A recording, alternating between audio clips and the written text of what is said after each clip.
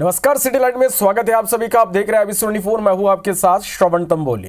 कांग्रेस से बगावत कर विधानसभा चुनाव लड़ने वाले कांग्रेसी पार्षद और मेयर इन काउंसिल के सदस्य अजीत कुकरेजा को महापौर एजाज ढेबर की मेयर इन काउंसिल से बाहर कर दिया गया है। नगर निगम के बजट के ठीक एक दिन पहले ये कार्रवाई की गई। टिकट नहीं मिलने से नाराज अजीत कुकरेजा ने कांग्रेस उम्मीदवार कुलदीप जुनेजा के खिलाफ विधानसभा चुनाव लड़ा था, जिसमें जुनेजा को बड़ी हार का सामना करना पड़ा। इसके बाद महापौर एजाज ढेबर ने नगर निगम सचिव को पत्र लिखकर 2 बार के पार्षद अजीत कुकरेजा को पद मुक्त करने कहा, जिस पर सचिव ने अजीत को पद मुक्त करने का पत्र अब जारी कर दिया है।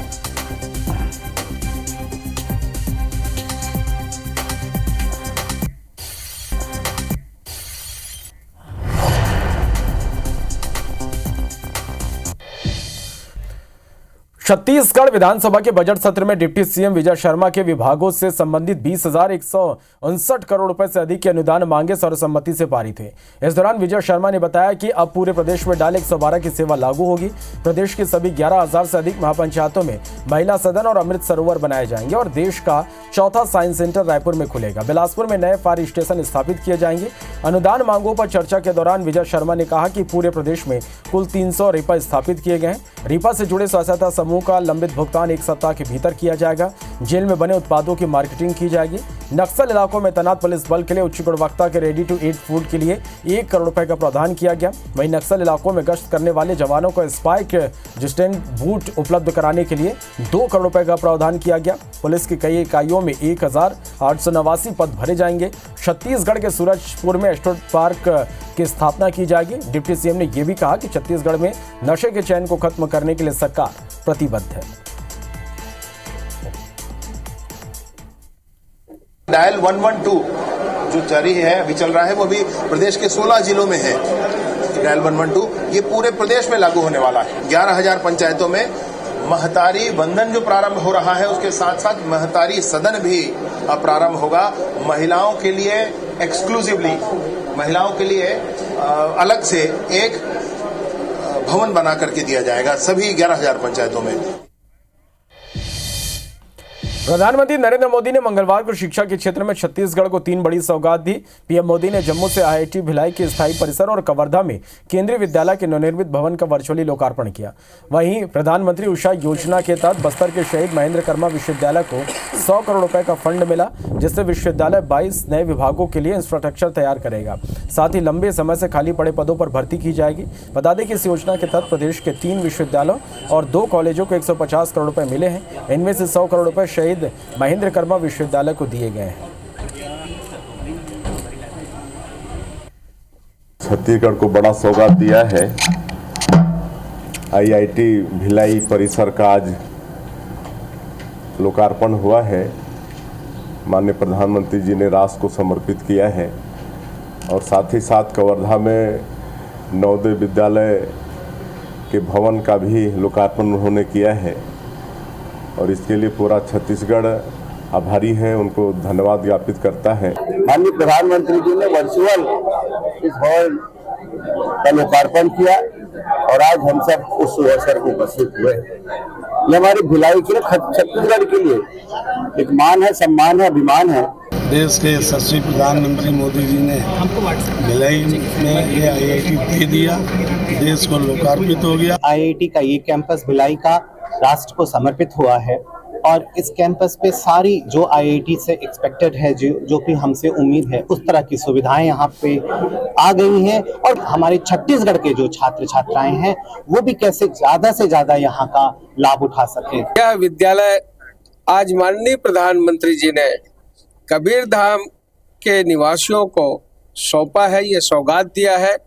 इसके लिए देश के प्रधानमंत्री माननीय नरेंद्र मोदी जी के प्रति कृतज्ञता ज्ञापित कर। बस्तर में इतनी जो है ना वो नहीं हुई थी और 100 करोड़ देकर के उन्होंने नवाजा है। बस्तर क्षेत्र के लिए बड़े गौरव का विषय है कि 100 करोड़ जैसी बड़ी राशि इस विश्वविद्यालय को दे करके यहाँ की जो बिगड़ी हुई शिक्षा व्यवस्था है उसको दुरुस्त करने का एक अभिनव प्रयास है।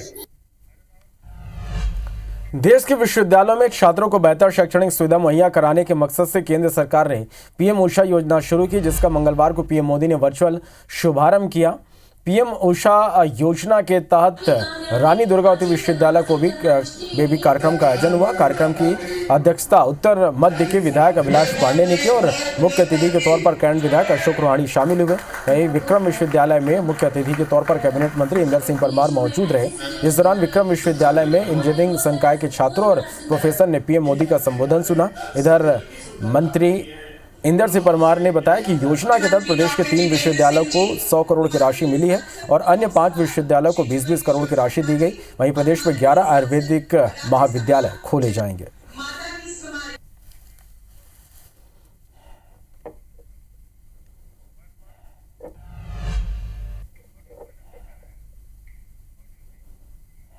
मैं माननीय प्रधानमंत्री माननीय नरेंद्र मोदी जी का आभार व्यक्त करता हूं, डॉक्टर मोहन यादव जी का आभार व्यक्त करता हूं कि निश्चित रूप से इससे छात्र एवं छात्राओं के शिक्षा के क्षेत्र में जो गुणवत्ता है उसमें वृद्धि होगी और मजबूत होगी और इंफ्रास्ट्रक्चर से और आने वाले समय में संसाधनों की पूर्ति के लिए यह राशि हमारे शिक्षा के क्षेत्र को और आगे बढ़ाएगी। समस्त विश्वविद्यालय अपने यहाँ अकादमिक उन्नयन के कार्य करेंगे, रिसर्च की गतिविधियों का बढ़ावा देंगे ताकि जो अभी इन चीज़ों में हमें जो फंड की कमी, राशि की कमी महसूस होती थी उसको हम दूर करें और छात्रों को नवीन गुणवत्तापूर्ण शिक्षा प्रदान कर सकें।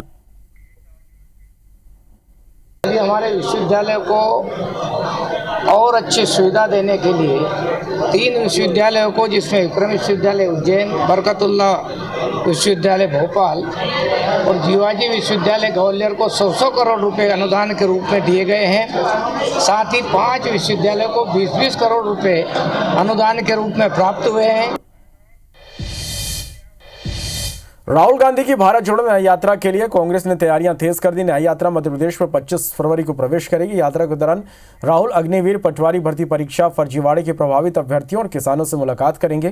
कांग्रेस विधायक दल के उपनेता हेमंत कटारे ने बताया कि राहुल गांधी यात्रा के दौरान धार्मिक स्थल भी जाएंगे। राहुल गांधी की भारत जोड़ो यात्रा मध्य प्रदेश में 2 मार्च से शुरू हो जाएगी और आज इसको लेकर प्रदेश कांग्रेस कमेटी के मुख्यालय में बड़ी बैठक हुई है। जितेंद्र सिंह मध्य प्रदेश कांग्रेस के प्रभारी और तमाम कांग्रेस की लीडरशिप आज बैठक में थी और रूट को लेकर डिस्कशन हुआ। मेरे साथ उपनेता हेमंत कटारे हैं। सर, क्या तैयारियां हैं राहुल गांधी की भारत जोड़ो यात्रा को लेकर? बड़ा उत्साह है लोगों में उनकी न्याय यात्रा को लेकर और विशेष रूप से जनता में इसलिए उत्साह है क्योंकि एक तरफ प्रधानमंत्री नरेंद्र मोदी जी हैं जो अपने मन की बात बोलते हैं और लोगों के मन की बात कभी भी नहीं सुनते, और दूसरी तरफ राहुल गांधी जी हैं जो लोगों के बीच में जाएंगे और उनके मन की बात को सुनेंगे। सीधे किसानों से जुड़ेंगे, सीधे युवाओं से जुड़ेंगे, सीधे महिलाओं से जुड़ेंगे, सीधे हर वर्ग से जो वंचित है, जो पिछड़ा है, जो शोषित है, हर वर्ग से जुड़ के सीधे संवाद करेंगे। कितनी लोकसभाओं से राहुल गांधी गुजरेंगे, क्या स्वरूप होगा और कितनी सभाएं कर रहे हैं? देखिए, अभी ग्वालियर चंबल अंचल की जो मेरे को जानकारी मिली है 3 लोकसभा कवर करेंगे और इसका मुख्य मुद्दा लोकसभा से ना जोड़ते हुए, चुनाव से ना जोड़ते हुए, इस न्याय यात्रा का मुख्य मुद्दा ये रहेगा कि जो लोग हैं वो सीधे संवाद कर सके, हमारे नेता से आकर के जुड़ सके। लोकसभा चुनाव अपनी जगह है पर इस न्याय यात्रा का उद्देश्य चुनावी उद्देश्य नहीं है। पटवारी भर्ती परीक्षा के अभ्यर्थी भी राहुल गांधी से मुलाकात करेंगे आज, ये जितेंद्र सिंह ने भी हमें बताया। तो किन किन लोगों से मुलाकातों का शेड्यूल? निश्चित ही देखिए, पटवारी भर्ती घोटाला जो हुआ, इतना बड़ा घोटाला हुआ, हर व्यक्ति को मालूम है, उसके बावजूद भी उसमें क्लीन चिट दे दी गई। उसमें लेके अभी आपने देखा इंदौर में कितना रोष था, कई हजारों युवा आकर के उन्होंने प्रदर्शन किया। तो ये सब लोग राहुल जी से मिलेंगे भी, बात भी करेंगे।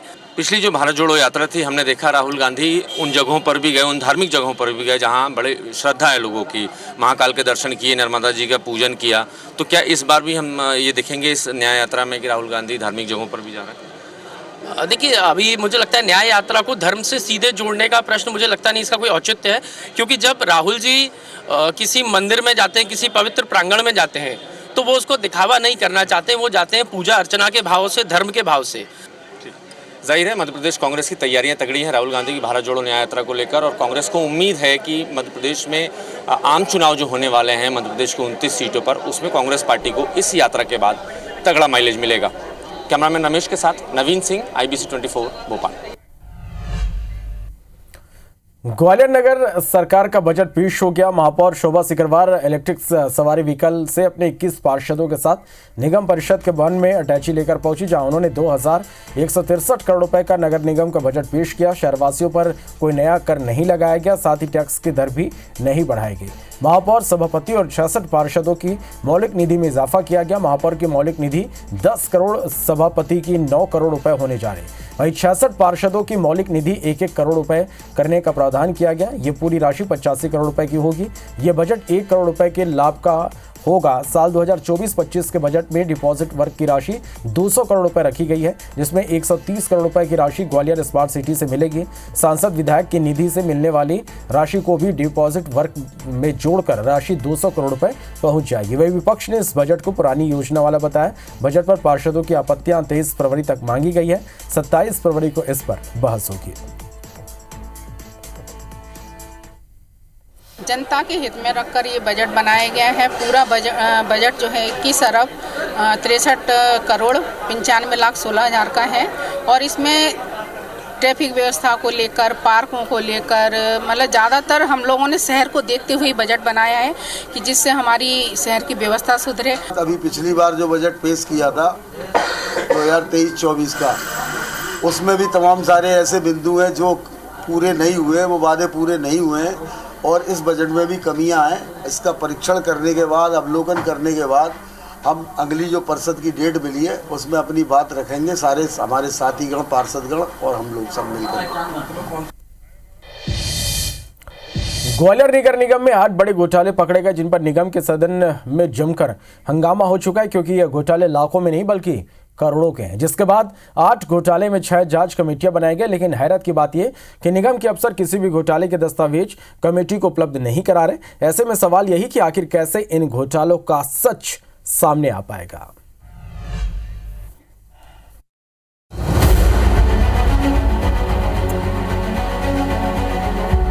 ग्वालियर की नगर सरकार पुरानी सरकार में हुए घोटालों को उजागर नहीं कर सकी है। घोटालों की जांच के लिए 6 समितियां बनाई गई हैं। 1.5 साल बाद भी एक भी समिति ने रिपोर्ट नहीं सौंपी। इन घोटालों में ग्वालियर नगर निगम में अमृत योजना फेज 1, प्रधानमंत्री आवास प्रोजेक्ट में घोटाला, आउटसोर्स में 1200 कर्मचारियों की फर्जी भर्ती, होर्डिंग्स घोटाला, टैक्सी वाहनों में अधिकारियों के निजी वाहन लगाने का घोटाला, डीजल में करोड़ों रुपए का घोटाला। ये वो घोटाले हैं जिनके कारण सत्ता पक्ष की नाक में विपक्ष ने दम कर रखा है। सबसे पहले आउटसोर्स में 1200 कर्मचारियों की फर्जी भर्ती का घोटाला निगम अध्यक्ष मनोज तोमर ने पकड़ा था, जिस पर हंगामा भी खूब हुआ। महापौर की अध्यक्षता में जांच समिति बना दी गई। 8 महीने तक जांच के दौरान अफसरों ने एक भी दस्तावेज समिति को नहीं सौंपे। उसके बाद महापौर ने जांच लोकायुक्त को सौंप दी। जांच कमेटी जो बनाई गई थी वो मेयर के माध्यम से बनाई गई थी। महापौर ने जांच कमेटी बनाई थी। उसके बाद जब क्या उस पर कार्रवाई हुई, क्योंकि ये सुनने में आ रहा है कि उनके द्वारा लोकायुक्त को जांच दे दी गई है। अब लोकायुक्त कहां तक पहुंचा है ये अभी मेरे संज्ञान में नहीं है। इसी तरह अमृत योजना फेज 1 में सामने आए घोटाले में निगम अध्यक्ष ने 5 सदस्यीय जांच कमेटी बनाई, जिसका प्रमुख नेता प्रतिपक्ष हरिपाल को बनाया। लेकिन 1.5 लाख पेजों का हवाला देकर अफसरों ने दस्तावेज उपलब्ध नहीं कराए। निगम की नई सरकार में ऐसे ही 8 घोटाले सामने आ चुके हैं, जिनमें जांच दस्तावेजों पर आकर अटक रही है। तो ऐसे में घोटालों को लेकर अफसरों की भूमिका भी संदिग्ध मानी जा रही है। प्रशासक कार्यकाल में जो भी घोटाले हुए वो धीरे धीरे करके पड़ते खुल रही है। हमारे साथीगण हम लोग मिलकर के उनकी जांच कराने के लिए कमेटियों की मांग कर रहे हैं। कमेटियां बन रही हैं। दस्तावेज नहीं दे कितनी देर लगाएंगे, कितने दिन लगाएंगे? घोटाले तो वही लोग कर रहे हैं ना जो संलग्न है, जो योजनाएं बनाते हैं उनका इम्प्लीमेंट कराते हैं। जो इंस्ट्रक्शन दिए हैं उसका पालन होगा और जो दस्तावेज उनने मांगे थे, पिछली बार हमने ज़्यादा दस्तावेज दिए थे, इस बार स्पेसिफिक कुछ मांगे तो वो भी उपलब्ध कराया जाएगा। बड़ा सवाल यही है कि इन जांच कमेटियों को निगम के अधिकारी दस्तावेज ही उपलब्ध नहीं करा रहे हैं, तो फिर इन घोटालों की जांच कमेटियां अपनी रिपोर्ट कैसे देंगी? शायद फिर यही होगा कि पूर्व में महापौर की तरह ही अपनी जांच को अधूरा छोड़कर मामला सरकार की जांच एजेंसियों को दे दिया जाएगा। नासिर गौरी, IBC 24, ग्वालियर। भोपाल के सतपुड़ा भवन के 4th फ्लोर में मंगलवार शाम भीषण आग लग गई। सूचना मिलती मौके पर पहुंची फायर ब्रिगेड की टीम ने आग पर काबू पाया। फायर ब्रिगेड के AGD ने घटना स्थल का निरीक्षण किया। इस दौरान प्रशासन की लापरवाही भी सामने आई।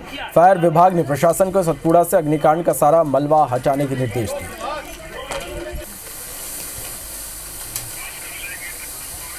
पुलिस फायर कंट्रोल रूम में कि वहाँ से कुछ धुआं जैसा लग रहा है सतपुड़ा के। उनके पास उन्होंने अपना फायर एक्सटिंग्विशर और वो लेके पहुंच गए वहाँ स्पॉट पे, और जो इनिशियल जो जहाँ उनको धुआं ऐसा दिखा वहाँ पे उन्होंने वो फायर एक्सटिंग्विशर यूज़ किया ना। वहाँ काफ़ी कुछ ये पेपर वगैरह रखे हुए हैं, पुराने पेपर हैं वो जले हुई हैं। खाच रोड की मावा फैक्ट्री में बॉयलर फटने से एक हादसा हो गया। घटना में 4 लोग घायल हो गए। 2 लोगों की हालत गंभीर बताई जा रही। घायलों को इलाज के लिए रतलाम के जिला अस्पताल में भर्ती कराया गया। घटना की जानकारी मिलने पर पुलिस की टीम मौके पर पहुंची। फैक्ट्री संचालक के खिलाफ मामला दर्ज कर जांच शुरू कर दी।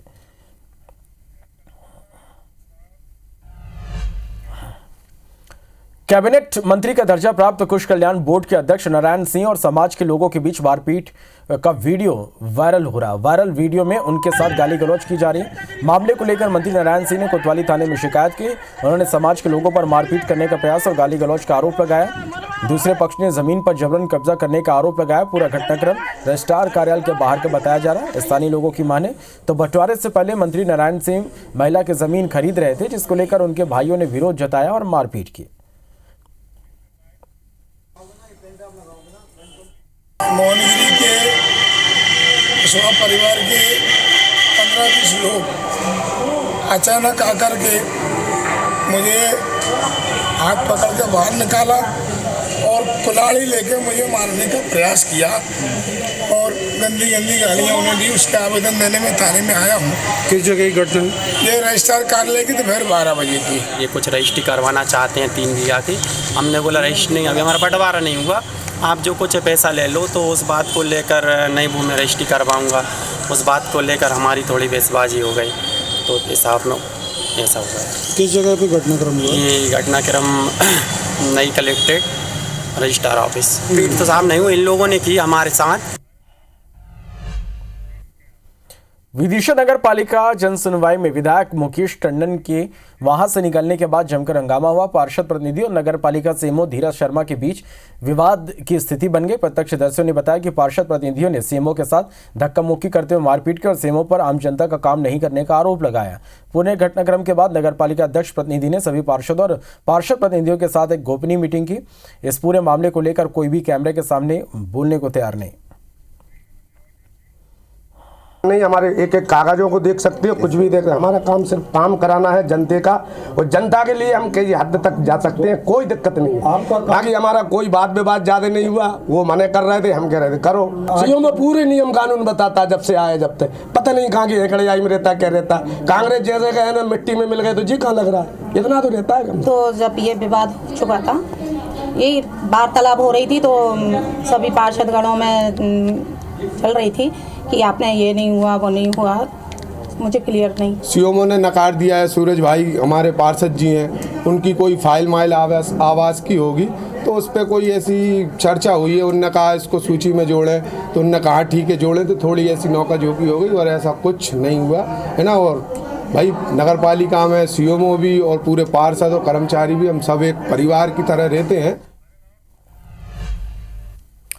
नर्मदापुरम में नगरपालिका सीएमओ नवनीत पांडे के साथ अभद्रता का मामला सामने आया है। नगरपालिका में पार्षद पति सेठी चौकसे ने सीएमओ के साथ अभद्रता की।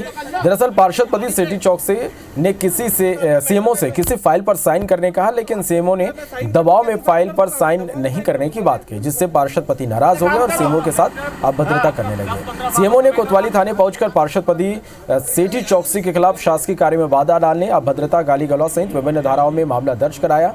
वहीं सीएमओ और सेठी चौकसी के बीच हुई बहस का वीडियो वायरल हो रहा है।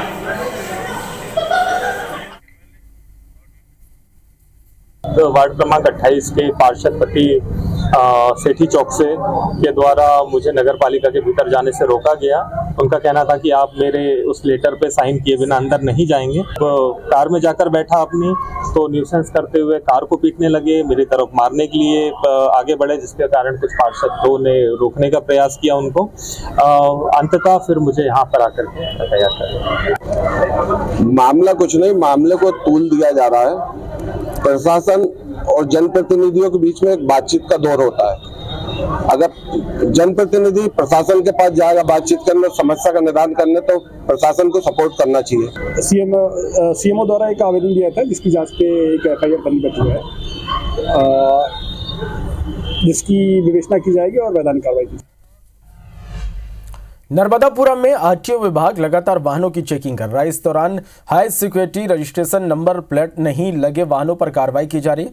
कार्रवाई के दौरान आमजन से राजस्व वसूला जा रहा, लेकिन जिला स्तर के कई अफसर ऐसे हैं जिनके वाहन पर HSRP नंबर प्लेट नहीं है। बता दें कि हाईकोर्ट ने सभी वाहनों में high security registration number plate लगे होने के आदेश जारी किए हैं। डीएल बैठक होती है। डीएल बैठक में मेरे द्वारा कलेक्टर मैडम के माध्यम से सभी को बताया गया है, लगातार 2 बार उनको सूचित किया गया है। सभी लोगों से रिक्वेस्ट की गई कि अपनी अपनी गाड़ियों में, शासकीय वाहनों में भी, क्योंकि HSRP लगना अनिवार्य है, तो उनमें लगा दी। ज्यादातर लोगों ने इसके आवेदन कर दिए हैं, रिसिप्ट ऑनलाइन निकाल ली है, हम लोगों ने पता भी किया था। कुछ लोगों का हो सकता है रह गया हो, ज्यादातर निकाल चुके हैं। 8 से 10 दिन में टाइम लगता है नंबर प्लेट को आने में, तो वो प्रक्रियाधीन है। मध्य प्रदेश का ग्वालियर चंबल संभाग मिलावट के लिए बदनाम है। दूध, मावा और पनीर के साथ तेल में भी मिलावट की शिकायतें आ रही हैं। जिला प्रशासन के एक्शन और NSA लगाने के बाद भी मिलावट रुक नहीं रही। हालांकि जुर्माने की वसूली में ढीला रवैया अपनाया जा रहा। ग्वालियर में 164 प्रकरण दर्ज है, जिनमें 1 करोड़ 15 लाख का जुर्माना लगाया गया, लेकिन वसूली 16,88,000 की हुई। और इसी तरह मुरैना में 79 प्रकरण दर्ज है, जिसमें 11,89,000 का जुर्माना लगाया गया। दतिया में 27 प्रकरण दर्ज है, जिसमें 2,59,000 रुपए का जुर्माना लगाया गया, पर वसूली 1,27,000 रुपए की हुई। भिंड में 25 प्रकरण दर्ज हुए, 4,36,000 रुपए का जुर्माना लगाया गया, वसूली 3,41,000 रुपए की हुई। इसी तरह शिवपुरी में 16 प्रकरण दर्ज हैं, जिनमें 11,89,000 जुर्माना लगाया गया। शासन को प्राप्त हुए 3,56,000 रुपए। 1 अप्रैल 2023 से लेकर 31 जनवरी 2024 तक के जिलेवार सैंपलों की संख्या पर गौर किया जाए तो ग्वालियर में 860 सैंपल लिए गए, मुरैना में 394, भिंड में 188, दतिया में 181 और शिवपुरी में 127 सैंपल लिए गए। इस पूरे मामले में ग्वालियर कलेक्टर का कहना है कि अलग अलग टीम कार्रवाई कर रही है, जुर्माना भी लगाया जा रहा है, लेकिन वसूली को लेकर जो स्थिति बनी हुई है उसको मजबूत करने के लिए सभी को खास निर्देश दिए गए। विशेष अभियान चलाकर जुर्माना भी वसूलना शुरू किया जाएगा।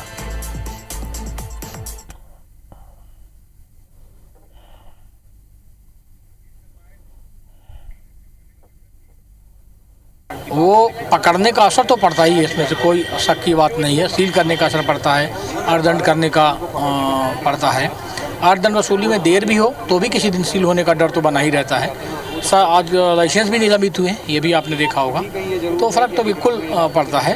पर यह है कि आप सही कह रहे हैं कि बीच बीच में फिर से लोग कोशिश करते हैं, पर उनका वो कोशिश भी लोग करते रहेंगे, पर शासन प्रशासन के विभागों को कार्रवाई भी लगातार करते रहेंगे। लेकिन जितनी तेज़ी से चल रही थी उसमें थोड़ी कमी तो आई है। अगर इस अभियान को और निरंतर चलाया जाए तो शायद इस पर बहुत बड़ा अंकुश लगेगा।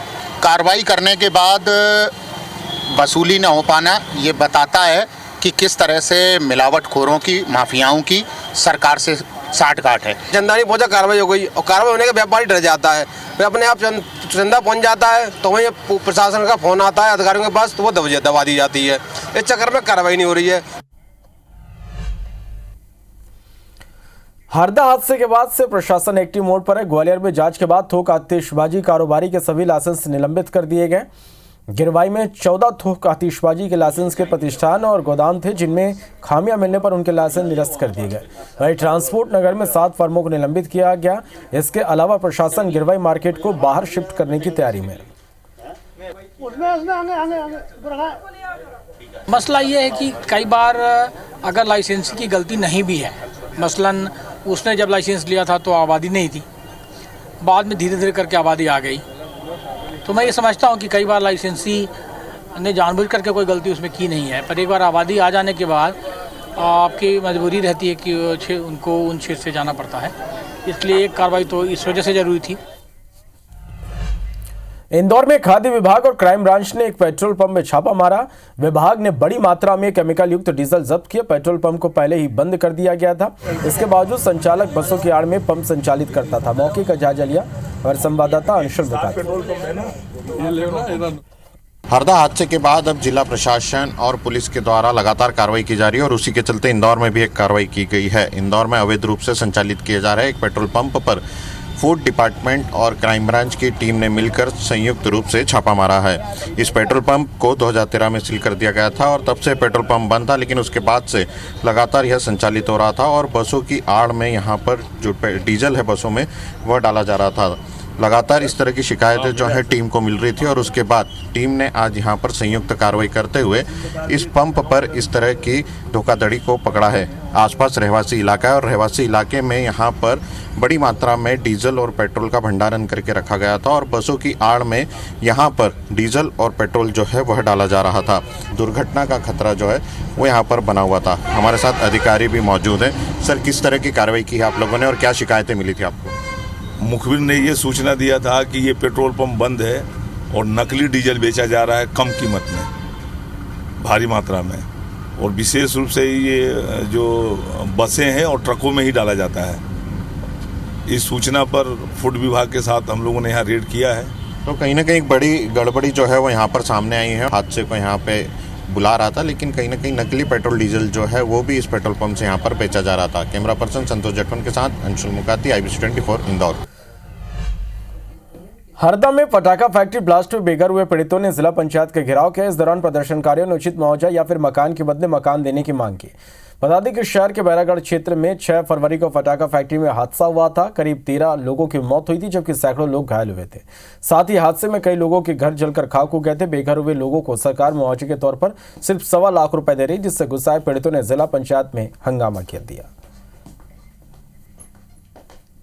वहाँ पे जो है ITI कॉलेज में जो वो स्थित है वहीं पे हम आके सुनवाई करेंगे, और नहीं तो हम वो डायरेक्टली आके हमसे मिल सकते हैं करके हम वो भी उनसे निवेदन किया है। तो और उनका जो भी ये है निराकरण भी करेंगे। हम जो भी हमारे स्तर से जो नहीं हो पाएगा वो हम ऊपर शासन को भेजेंगे। बस्तर में लाल आतंक के चलते हर साल बड़ी संख्या में निर्दोष लोग मारे जाते। बीते 24 सालों में ऐसे 1700 लोगों की मौत हुई। इन निर्दोषों की मौत पर सरकार की तरफ से मुआवजे का प्रावधान है, लेकिन कई बार न्याय मिलने में देरी भी हो जाती है। ऐसे ही बीते 1 महीने के दौरान 6 महीने के बच्चे समेत 3 लोगों की मौत हुई।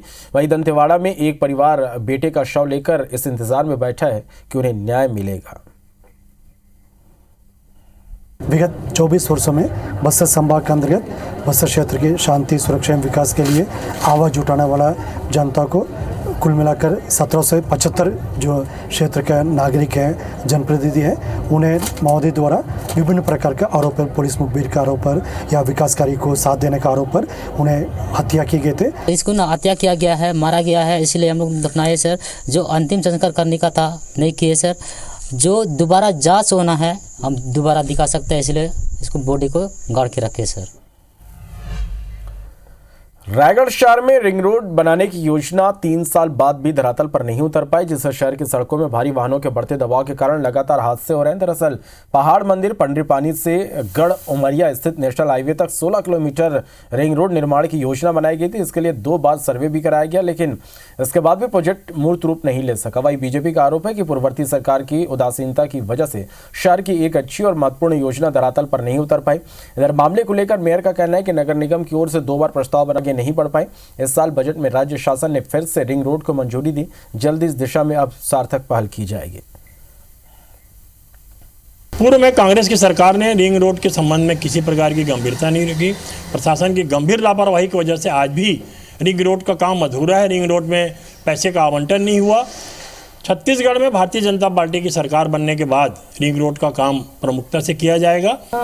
वर्तमान सरकार के द्वारा भी रिंग रोड का प्रस्ताव को शामिल की गई है, जो कि जैसे ही स्वीकृति मिलेगी तो रिंग रोड के लिए हम कार्य शुरू करेंगे और नए सिरे से भी सर्वे करेंगे और आम जनता का भी विश्वास में लेते हुए और जनप्रतिनिधि सभी अधिकारियों का सहयोग लेते हुए रिंग रोड का कार्य शुरू करेंगे।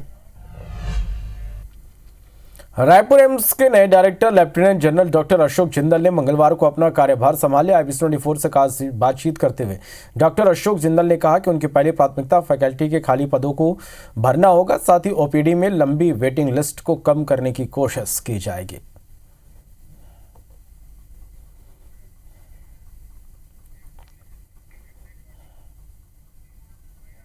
मेरी कोशिश ये होगी कि जो अच्छा काम किया गया है ऑलरेडी उसको आगे बढ़ाएं और धीरे धीरे अपनी फैकल्टी से बातचीत करके कुछ और इसमें जोड़ने की कोशिश करें, कुछ और सुधार करें, ताकि जो भी मरीज़ यहाँ आता है उसको हम सद्भावना से, आराम से उससे बात करके, उसके स्पेशल तरीके से उसको हैंडल करके और उनको राहत दें। ब्रह्मलीन आचार्य विद्यासागर के लिए जबलपुर में जैन समाज ने सामूहिक मुंडन कराया और उनके लिए केशदान किए। जबलपुर के जैन मंदिर में मंगलवार सुबह से सामूहिक केशदान के कार्यक्रम किए गए, जिसमें बड़ी संख्या में जैन समुदाय के लोगों ने पहुंचकर केशदान किए, जिसका जायजा लिया हमारे संवाददाता विजेंद्र पांडे ने। महान संत आचार्य विद्यासागर जी महाराज के ब्रह्मलीन होने के बाद, उनकी समाधि के बाद पूरे देश में, हम कहें कि दुनिया में शोक की लहर है। आप देखेंगे कि उनकी याद में, उनके स्मरण में सभी जो जैन समाज के लोग हैं, और न सिर्फ जैन समाज बल्कि उन्हें मानने वाले तमाम भक्तजन जो हैं वो कुछ ना कुछ त्याग कर रहे हैं। जैन धर्मावलंबी जो हैं उनकी ओर से यहाँ पर मुंडन करवाया गया है, उनसे ही हम जानने की कोशिश कर रहे हैं ये मुंडन क्यों करवाया है सर आपने? आज हमारी जैन समाज ही नहीं बल्कि अपनी संपूर्ण विश्व के गुरु जो थे आचार्य विद्यासागर जी, वो जब समाधि लीन हुए तो हम लोगों ने अपनी प्रिय वस्तु जो होती है, केस होते हैं, उसको दान की परंपरा के रूप में हम लोग ने अपने केस दान किए गए हैं। वो आस्था यहाँ पर दिख भी रही है। मैं आपसे भी जानना चाहूँगा, आचार्य श्री के समाधि का जो शोक है वो हमेशा पर्यंत रहेगा, लेकिन उनकी ओर से जो ज्ञान दिया गया और उसके बाद आप लोग उनकी याद में यहाँ केशदान कर, सबके अपने अपने भावों की अभिव्यक्ति है। हम सभी लोगों ने सामूहिक रूप से, जैन संप्रदाय के साथ साथ अन्य लोगों ने भी यहाँ पर अपनी प्रिय वस्तु का त्याग किया। किसी ने कुछ किया, किसी ने कुछ किया। हमने केशदान करके अपने भावों की अभिव्यक्ति की है और इससे ज़्यादा कुछ नहीं। आज ही 1000 से ज़्यादा जो जैन धर्मावलंबी हैं या श्रद्धालु हैं या जैन समाज से इतर भी जो आचार्य श्री को अपना सब कुछ मानते थे, वो अपने केशदान कर चुके हैं। और जिस तरह से महत्ता है जैन धर्म में कुछ ना कुछ त्याग करने की, वो त्याग जो है वो यहाँ पर नज़र आ रहा है। कोई केशदान कर रहा है, कोई किसी न किसी वस्तु का त्याग कर रहा है। कैमरामैन सतीश सराठे के साथ विजेंद्र पांडे, IBC 24 जबलपुर। प्रधानमंत्री नरेंद्र मोदी ने जम्मू कश्मीर में मंगलवार को करोड़ों की सौगात दी और संगलदान स्टेशन बारामूला स्टेशन के बीच पहली इलेक्ट्रिक ट्रेन को हरी झंडी दिखाई। इस दौरान पीएम मोदी ने जम्मू के एमए स्टेडियम से कश्मीर को 30,500 करोड़ की सौगात दी और कई विकास परियोजनाओं का उद्घाटन और लोकार्पण और शिलान्यास किया। कार्यक्रम को संबोधित भी प्रधानमंत्री ने किया। उनके साथ उपराज्यपाल मनोज सिन्हा और केंद्रीय मंत्री डॉक्टर जितेंद्र सिंह ने भी सभा को संबोधित किया। पीएम मोदी की इस सौगात की फारूक अब्दुल्ला ने तारीफ की। फारूक अब्दुल्ला ने कहा कि घाटी के लिए पीएम मोदी ने बहुत बड़ा कदम उठाया। यह हमारे पर्यटन और लोगों के लिए महत्वपूर्ण है। मैं इसके लिए प्रधानमंत्री मोदी और रेल मंत्रालय को बधाई देता हूँ। तो इसी मैदान में आपसे कुछ गारंटी देके गया था। मैंने सवाल उठाया था क्या जम्मू में भी IIT और IIM जैसे आधुनिक शिक्षा संस्थान क्यों नहीं बन सकते। वो वायदे हमने पूरे करके दिखाए। अब जम्मू में IIT भी है और IIM भी है और इसलिए लोग कहते हैं मोदी की गारंटी यानी गारंटी पूरा होने की गारंटी। सामाजिक न्याय, समता और समावेशी विकास निश्चित रूप से सुनिश्चित किया है। पाक अधिकृत जम्मू कश्मीर के लोग हों, वेस्ट पाकिस्तान के शरणार्थी हों, इनको भी दशकों बाद सामाजिक न्याय मिला है। विकास के इतने बड़े कार्यक्रम कभी नहीं हुए थे और जिसकी हमें बहुत ज़रूरत थी। ये हमारे टूरिज्म के लिए भी बहुत ज़रूरी है, हमारे लोगों के लिए भी ज़रूरी है, क्योंकि वो सफ़र कर सकेंगे मुल्क के दूसरे इलाकों में। हमारा जो माल है वो जा सकता है, वहाँ से आ सकता है।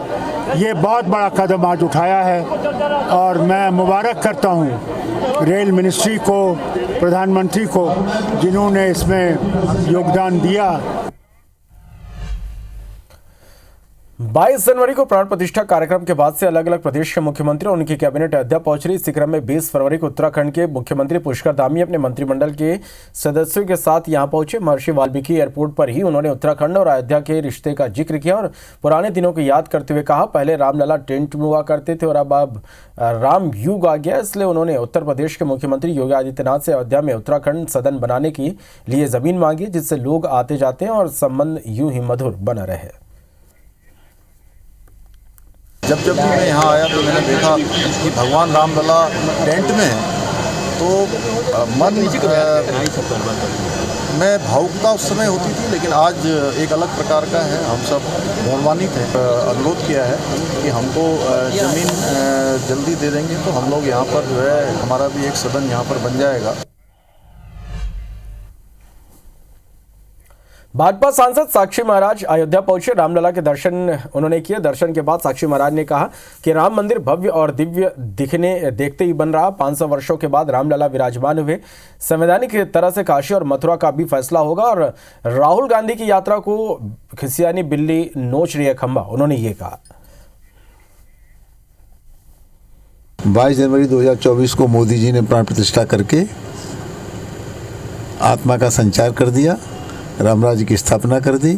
बहुत भव्य और दिव्य देखते ही बनता है। मेरे पास शब्द नहीं है किन शब्दों में मैं प्रशंसा करूं। जो कुछ हुआ है महान संघर्ष के बाद 500 वर्ष के बाद अयोध्या में जो हमको ये दिन देखने के लिए मिला, तो संवैधानिक तरीके से वहाँ भी होगा।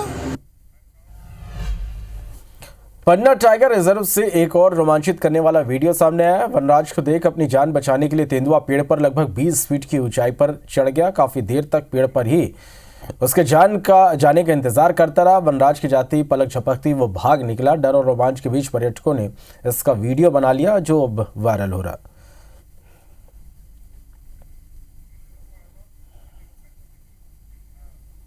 बैठ गया।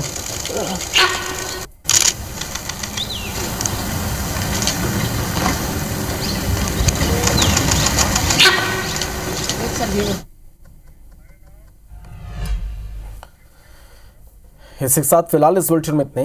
नमस्कार।